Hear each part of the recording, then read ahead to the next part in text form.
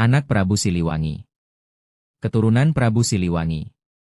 Prabu Siliwangi adalah raja legendaris kerajaan Pajajaran yang sangat terkenal dalam sejarah dan mitologi Sunda.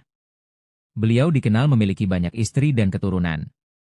Berikut adalah beberapa anak Prabu Siliwangi yang paling dikenal dan memiliki peran penting dalam sejarah atau cerita rakyat. Raden Walang Sungsang, Pangeran Cakrabuana putra Prabu Siliwangi dari Nyai Subang Larang. Ia adalah pendiri Cirebon dan memiliki peran besar dalam penyebaran agama Islam di Jawa Barat. Nyai Rara Santang, Dewi Santang saudari kandung Raden Walang Sungsang, juga putri dari Nyai Subang Larang. Ia adalah ibunda dari Sunan Gunung Jati, salah satu wali Songo.